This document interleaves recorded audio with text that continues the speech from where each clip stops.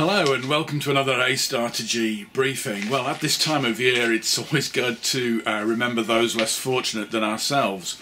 So today we're going to look at the leadership and management team in the school and what it says in the draft framework for schools inspection on how the quality of leadership and management will be looked at and addressed. As I've mentioned in previous posts, this is the new framework which is in place from January 2012, published by Ofsted, and it's quite a change. It's just a different drafting and a new version of a document with some new thinking. It's actually quite radical, I think, and got some different approaches for certain people in the school. And we spent a couple of posts discussing the changes to the quality of teaching, which has been teased out into a whole new section in this version. Well, it's changed a bit in the quality of leadership and management as well, so let's have a look at that. Now, the old system had something called the 8 judgments, and it had this list of 8 judgments that were made. What it's done is it's kind of expanded that and split it up and changed it around a bit, and we've now got 7 judgments for the quality of leadership and management. But of course there's sort of sections where other things from the old list have been sort of repositioned and rejigged.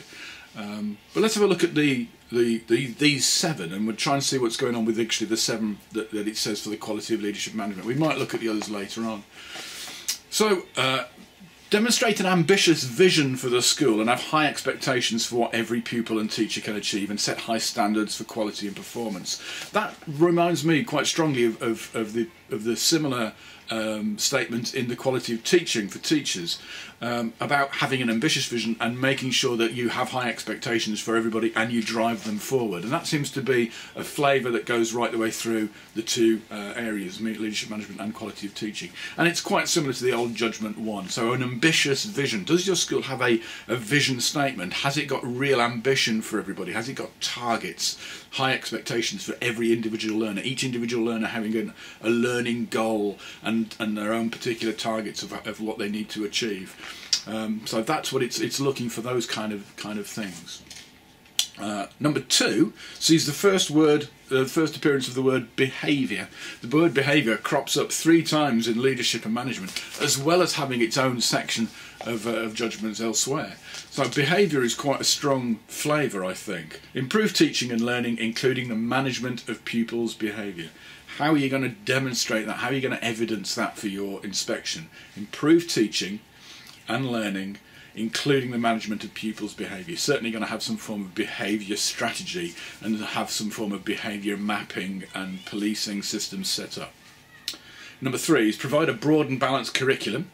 Now that's very similar, of course, to the old scheme. And one thing to think through this time is that we used to have partnerships as part of the focus of the inspection. You used to have to prove partnerships, and teachers often used other schools for progression to cover for the full needs of all their pupils. So, you know, the schools might offer 1 or 2 qualifications, but have other students farmed out into consortia and to other streams and stuff. That's kind of gone so much now in this Ofsted. They don't really go into partnerships anymore. That was an old particular judgment that was made, and it's kind of gone now. So this is about broad and balanced curriculum, and I think your curriculum can no longer be just one particular thing, not just GCSEs. This is about looking at a broad curriculum to cater for everybody on your own. Number 4, evaluate the school's strengths and weaknesses and use their findings to promote improvement. A school improvement plan, if you like, based on a SWOT analysis. Number 4. Number 5, improve the school and develop its capacity for sustaining improvement by developing leadership capacity and high professional standards among all staff. Now, you could read that as a CPD plan, as a CPD profile. You could also read it as not something that's as straightforward as that. You could read it as staff review, with performance management targets, people's development targets handled within the school. But certainly you need to look at how you're going to improve everybody's capacity to do the job well, to lead and to hit high professional standards. Number 6, engage with parents and carers in supporting pupils' achievement. That's very similar to the old Judgment 3, working with everybody in the community. Although the word community is gone, there was a strong link, Judgment 7, which is something about, what were the words, community cohesion. Was it community cohesion That's not included. The words community cohesion are not in the leadership and management anymore.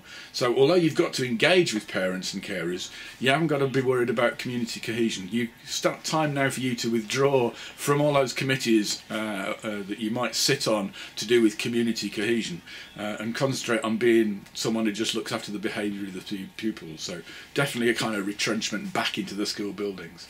Number 7, last one, ensure that all pupils are safe, which is the old safeguarding judgment from the old system. So it's a bit different, a little bit of a change around, a little different way of thinking about it.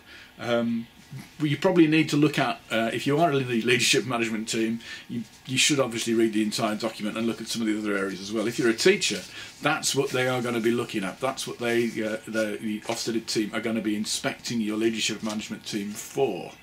So expect from that strategies on behaviour and strategies on school improvement and SWOT analysis, and also prepare for having a school-wide ambitious vision being developed and produced, because that's obviously something which ties in on with how yourselves are going to be judged. Hope you find that useful, and I'll speak to you soon. Thank you very much.